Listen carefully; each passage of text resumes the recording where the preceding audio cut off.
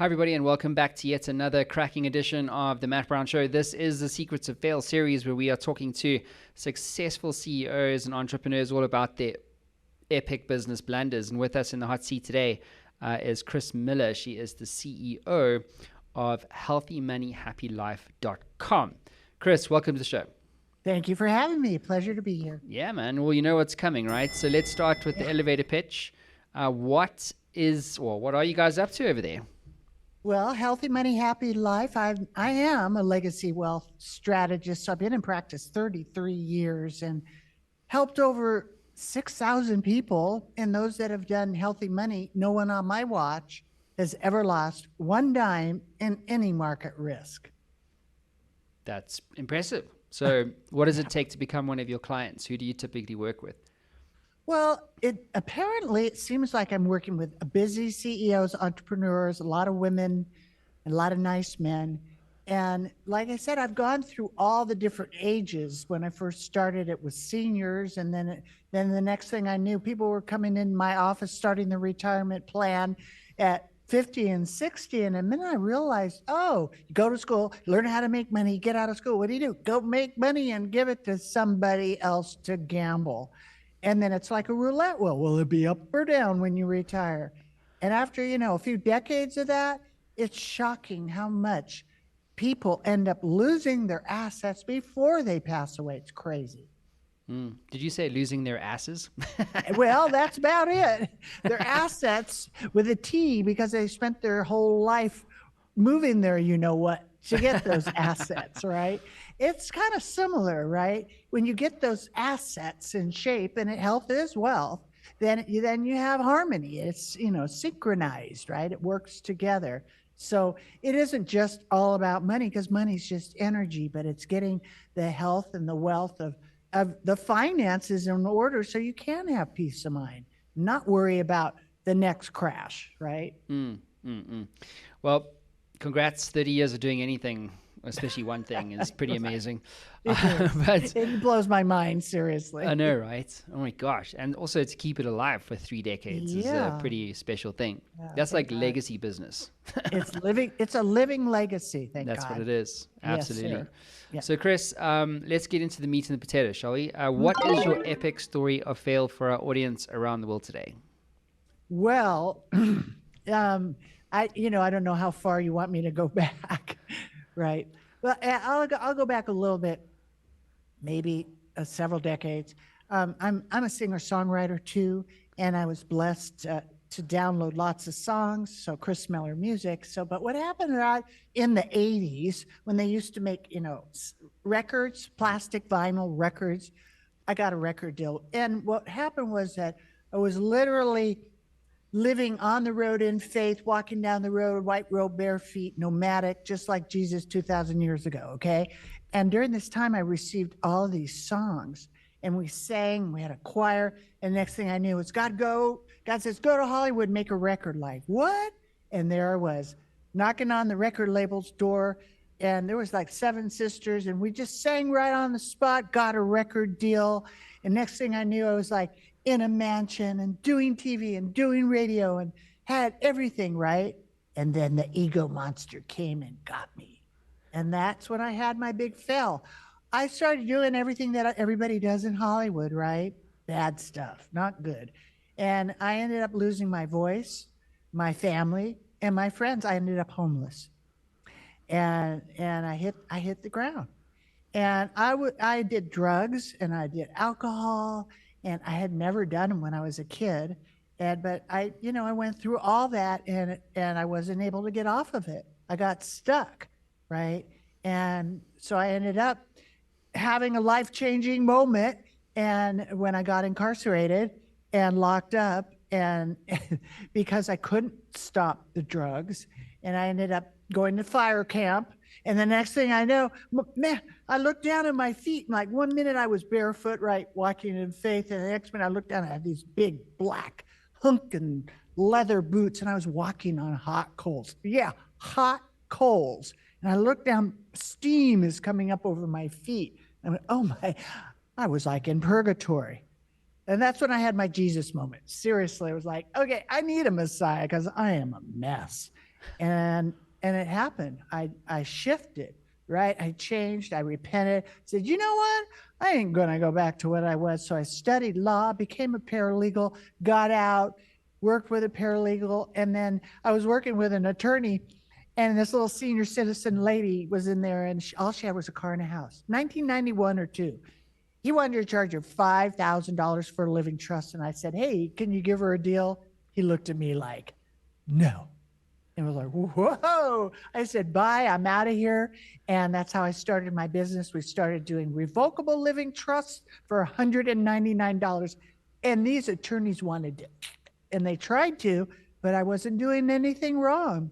And finally, because there were so many independent paralegals breaking free of the control, they ended up having to admit us as in the state bar under the designation as an LDA.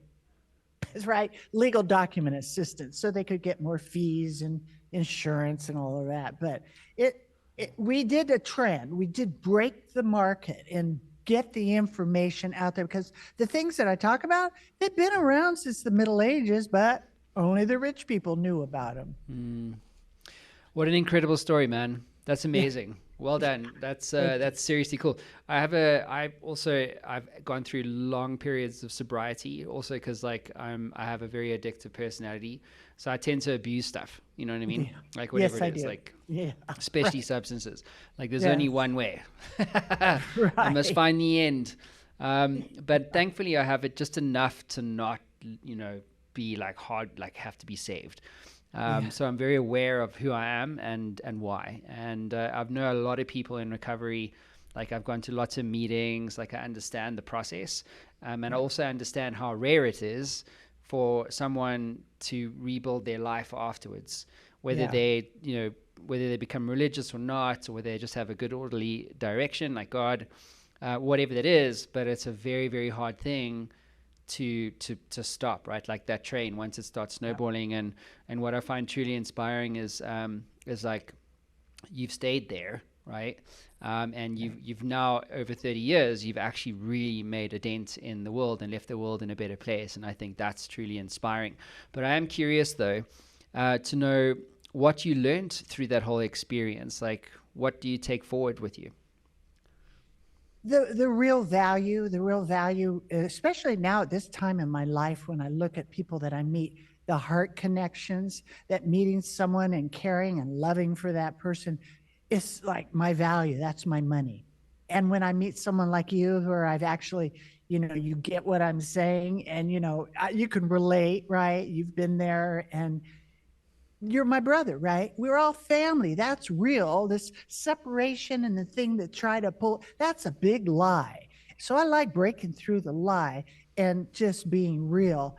So my value system has really changed. And I know it's because of many decades, it's less about me. Although, I'm still selfish, honestly. I'm still working. I'm still here. I'm working through stuff, right?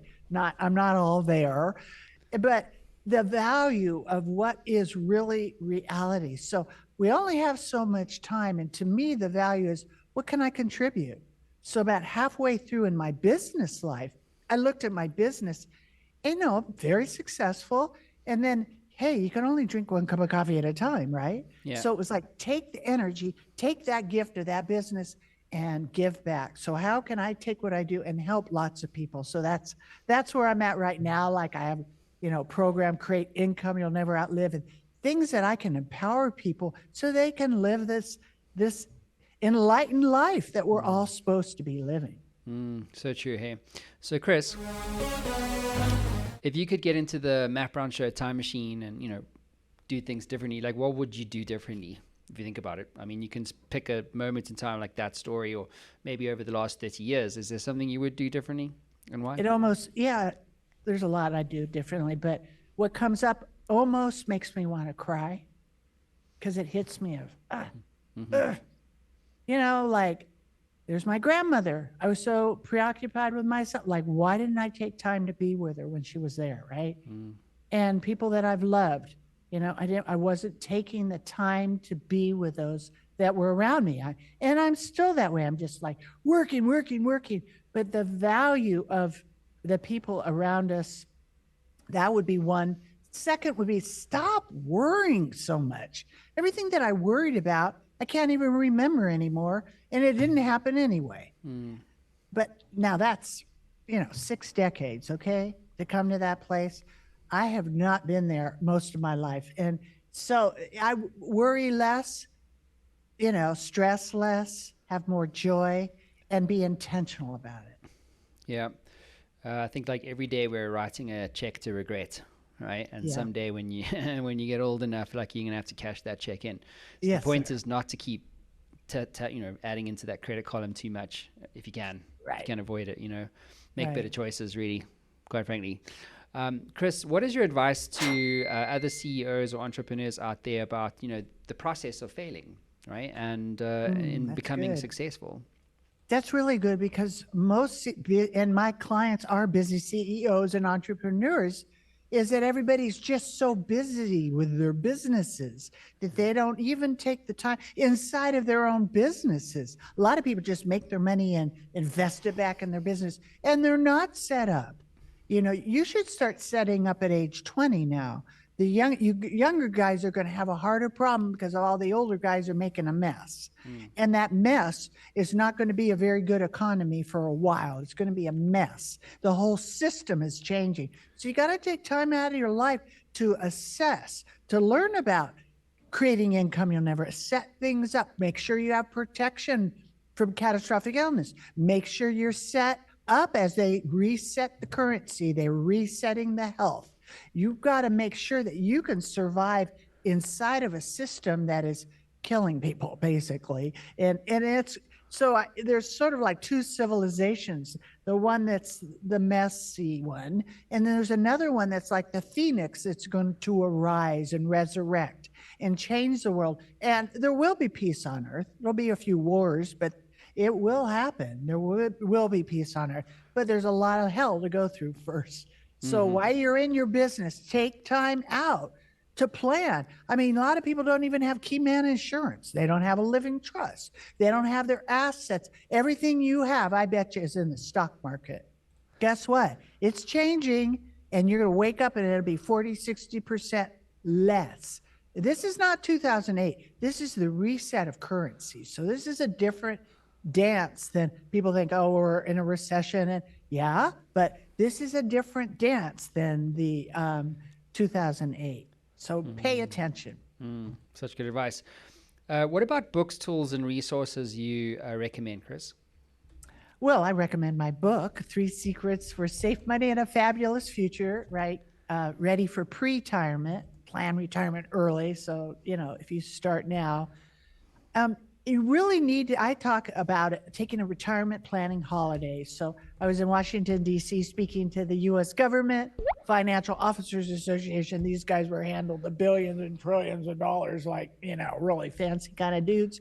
And, I'm looking at a couple hundred people. I go, well, how many of you are ready for retirement? And they go, like 2% raise their hand. And I said to the director, and I thought I was being funny. It was like, oh, well, how you're the government. How come you're not ready? And the guy looked at me and he says, we're busy handling everybody else's money. Okay, well, that's a good excuse, but we're busy living life, having kids, so people need to take time out. And he called it a retirement planning holiday. So take time out and learn about what I'm talking about. Learn about safe money. Learn about that you can literally set up tax-free income for life with Index Universal Life. There are products out there. They're not common. Most brokers don't sell it because it's not a lot of money. I make less money doing what I'm doing, but I have integrity. So that's the difference. So cool. Learn about those things. For sure, man, for sure. Well, Kris, unfortunately, that does conclude your time in the hot seat. Appreciate you coming on the show. Love your story, man. It's really inspiring. And thanks, brother. Yeah, just wishing you another 30 years, eh? Hey, thank you, brother. I appreciate you. Anytime. Everybody else, we'll see you again soon. Cheers for now.